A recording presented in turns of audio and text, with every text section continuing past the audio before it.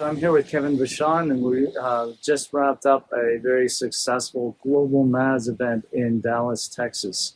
So, Kevin, great to see you again, and thanks for having me. Jim, always a pleasure. I don't know how many of these we've done, but the more the merrier. Let's go for a quick walk. Right on.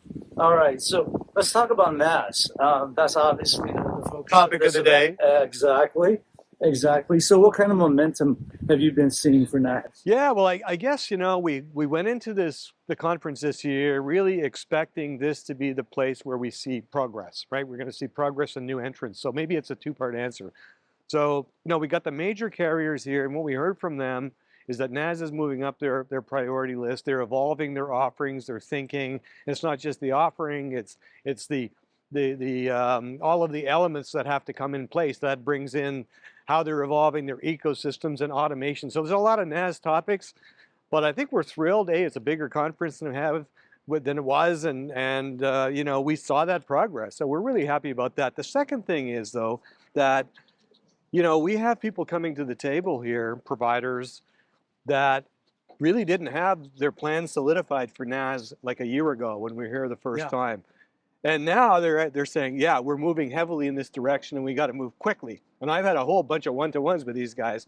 So that's pretty cool. So that's really validating, what we see is really tremendous. One aspect of the validation of what we're really seeing as a tremendous potential and for NaaS, but also that the industry needs the leadership, that we're trying to provide here with the different deliverables to bring these blueprints, standards, whatnot, right? So, how do you see like API automation playing into this? And well, it's central to NaaS because NaaS assumes the ability to automate services, right? But what's phenomenal is the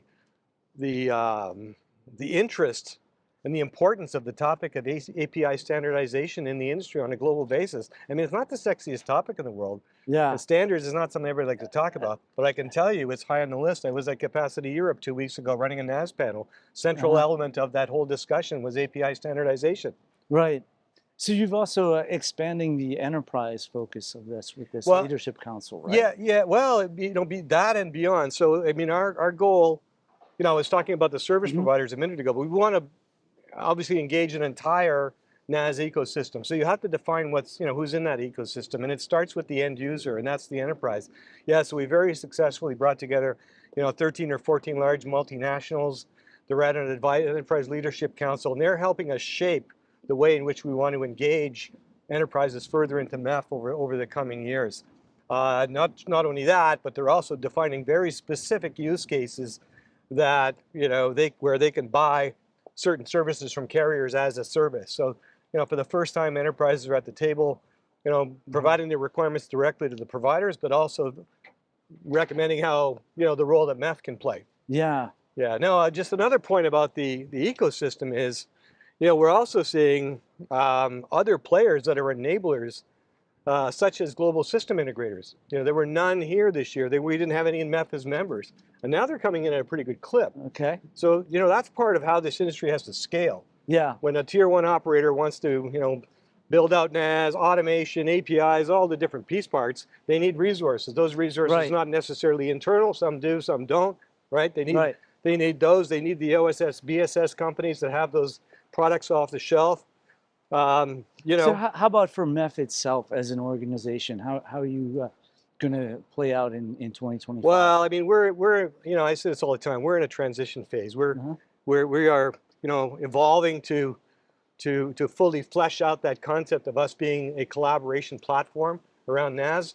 But we're more than a platform. We're a platform that also has very substantive deliverables, right? Which is what our history is, bringing meaningful standards to the industry, certification programs. An example is the new SASE certification we brought up. So we'll continue to do that. We'll continue to expand the ecosystem, adjust our engagement models to work for those ecosystem partners, and things are shaping up to be a pretty busy 2025. So before we end our walk here, I think you guys were also making changes to your membership model. Is that right? Well, that's a big part of it. I mean, you can attract a new ecosystem, but you have to have the right kind of structure and financial model for them to come. For example, over time, you're going to want to see smaller operators over time, maybe not today, Right. over smaller operators that will get in the automation game. Well, you want to bring them into this community so they get access to, for example, all our API assets, but you got to do it in an economically reasonable way. So we've changed our membership model to Right. make it, more attractive to a wider set of participants, including enterprise membership for the first time. Fantastic. Well, thank you, So, Kevin. We'll Jim, keep watching this because this network as a service model, maybe perhaps it's a consumption framework.